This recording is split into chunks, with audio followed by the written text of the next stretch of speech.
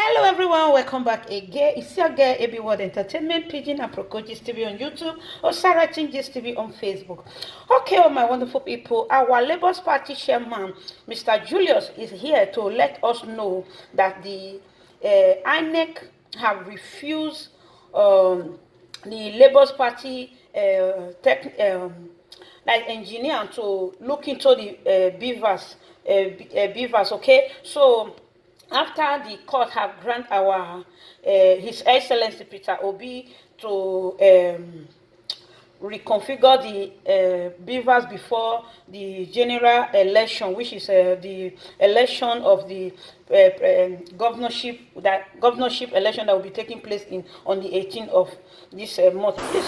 Well, while we generally praise the Court of Appeal for refusing INEC attempts to vary the judgment that allow the party to inspect the materials used for election, our major concern is that aspect where the court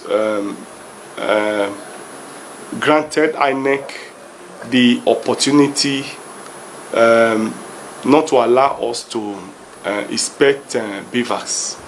Our concern really stems from the fact that INEC these days is not trusted.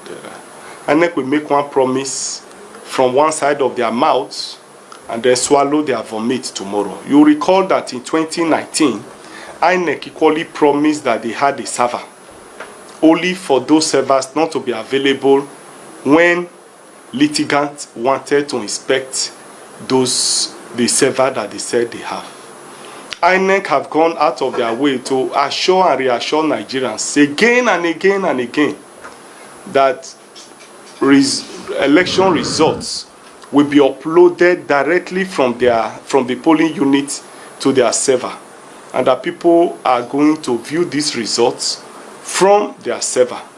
But you could see that when it was time for people to start uploading the results, INEC said they had a technical issue, even where they have explained to Nigerians that they had backup servers that will roll off and begin to work immediately, even where the main server is having a technical issue. So all of this brings us to the point that even though INEC has assured us and the courts in their affidavits, a counter affidavit, to say that the records in the BVAS will be saved in their back-end server, we have our doubts, because this is not the first time INEC will be telling us that they have server, they will upload to their server, and so on and so forth. But the courts in their wisdom have given them that privilege, and you could see that immediately they got that judgment yesterday, they shifted the election. So if they knew they were going to postpone the governorship election for a week, why did they go to court to go and vary the order? There was absolutely no need for it, because one of the reasons they gave to the court was that if they allow us to inspect BVAS, it will definitely affect the timelines for the election. But surprisingly, after getting the courts to grant them that request to configure the BVAS, you saw that they immediately shifted the election. So one has a lot of doubts about the truthfulness, about the patriotism, about the character, about the behavior, about the integrity of INEC to do what is right. It is pertinent to put on record that I have always, in all my interviews, go and check, express confidence in INEC. But their behavior and the manner and the way in which they handled the last election have destroyed the confidence completely which I have in INEC. And so let's see what they will do again. Let's see the stories they will come up with tomorrow. Tomorrow is here, it's not far.